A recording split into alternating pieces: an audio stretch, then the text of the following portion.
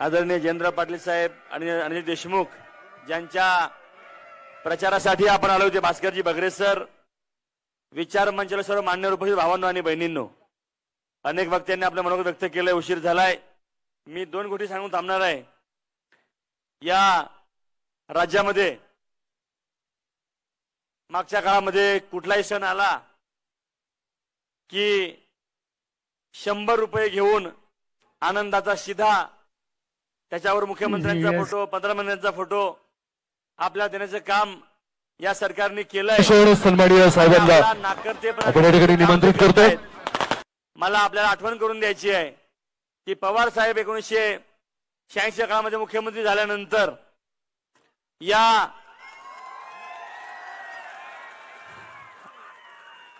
राज्यामध्ये सर्वसामान्य जो माणूस अडीअडचणीमध्ये त्याला अनुदानाच्या रूपाने दरवर्षी 4000 रुपयाचं साहित्य पवार साहेबांनी या महाराष्ट्रातल्या सगळ्यांच्या आशीर्वादाने बगरे सर लोकसभेवर निवडून जातील. आज आपल्याला महागाई किती आहे, बेकारी किती आहे, या सगळ्या मुद्द्यांच्यावर 1986 सालापासून ते 2014 पर्यंत त्या ठिकाणी देण्याचा निर्णय घेतला. अनेक असे निर्णय जे आता ज्या निर्णयांची कॉपी हे सरकार करतंय, काँग्रेसचे अनेक निर्णय ज्यामध्ये घरकुल योजना असेल, शासकीय आश्रमशाळा असतील, नवीन इमारती बांधण्याचा विषय असेल, या अनेक असे चांगल्या विषयांना त्या ठिकाणी पवार साहेबांच्या काळामध्ये, काँग्रेसच्या काळामध्ये, नंतरचे 2 सरकार आपली या केंद्रामध्ये होती त्यांचे चांगले निर्णय, वनपट्ट्याचे असतील किंवा अन्न सुरक्षा योजनेचे असतील, या सगळ्यांचा आधार घेऊन आता मोफत धान्य वाटण्याचं काम या केंद्र सरकार करतंय. हे सगळं काम, हे सगळे निर्णय हे आदरणीय पवार साहेबांनी त्यांच्या कार्यकाळामध्ये त्या ठिकाणी घेतलेले आहेत. मध्यंतरी आपल्या भगिनींना साडी देण्याचा कार्यक्रम झाला.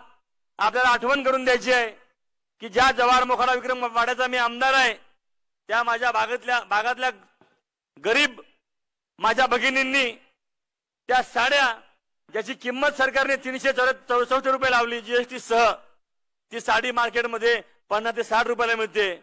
या नाकर त्या सरकार तोंडावर फेकून मारण्याचं काम त्या गोरगरीब त्या ठिकाणी महिलांनी केलं. म्हणजे किती गरीबाला फसवायचं.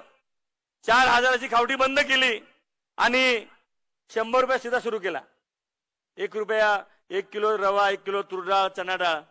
आणि जेव्हा आपण देत होतो तर 50 किलो तांदूळ, 50 किलो गहू, 5 किलो तूर किंवा उडीद डाळ, 5 किलो तिखट, 5 किलो हळद, 5 किलो काळा मसाला आणि 1000 रुपये रोख. उद्धव साहेबांचं सरकार आपलं आलं, साहेबांनी ते सरकार निर्माण केलं महाविकास आघाडीचं. आपण 4000 रुपये दिले, 2000 रुपये खात्यावर, 2000 रुपये साहित्य.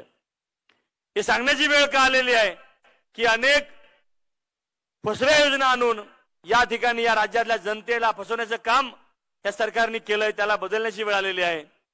धनगर विरुद्ध आदिवासी, ओबीसी विरुद्ध मराठा, अशा अनेक भळभळत्या जखमांना हात घालून त्या जखमा परत ताज्या करण्याचं काम या सरकारने केलं.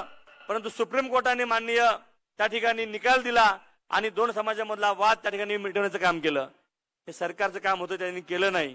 त्यामुळं सत्तेत जे बसतात ते आपल्या विचारांचे पाहिजेत, चांगल्या नियतीचे पाहिजेत, हे सांगण्यासाठी मी उभा आहे. अनेक चांगले वक्ते आपल्याकडे आदरणीय खासदार अमोलजी कोल्हे साहेब आता आले, त्यांचं मी स्वागत करतो या जिल्ह्याचा प्रभारी म्हणून खासदार साहेब.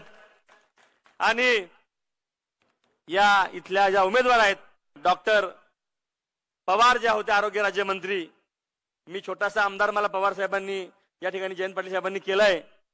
परंतु इथं जे या देशाच्या आरोग्य राज्यमंत्र्यांकडे ज्या अपेक्षा होत्या, चांगले दवाखाने करणं, चांगल्या सोयी सुविधा करणं, ते त्यांना करता आलं नाही. आणि म्हणून तर रडून मत मागायची वेळ आली. मला जयंत पाटील साहेबांना सांगायचं आहे, साहेब आपल्या या छोट्याशा कार्यकर्त्यानं माझ्या मतदारसंघात जेवढ्या पीएससी आहेत त्या सगळ्या पीएससींना 40, 1 नाही 2 नाही 40 अँब्युलन्स शेटे साहेब आपण त्या ठिकाणी दिलेले आहेत. उद्या भास्कर बर्गे सर त्या ठिकाणी खासदार आपले होणार आहेत.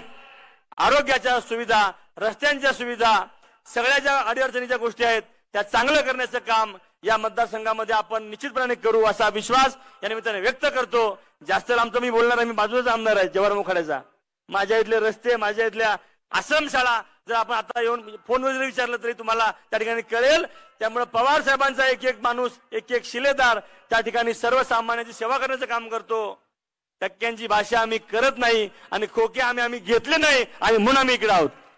त्यामुळं अतिशय इमानदार, कर्तव्यदक्ष आणि साधा आपला माणूस आदरणीय बगरे सरांना आपण विजय करावं ही विनंती करतो आणि थांबतो. धन्यवाद. जय हिंद, जय महाराष्ट्र, जय महाविकास आघाडी.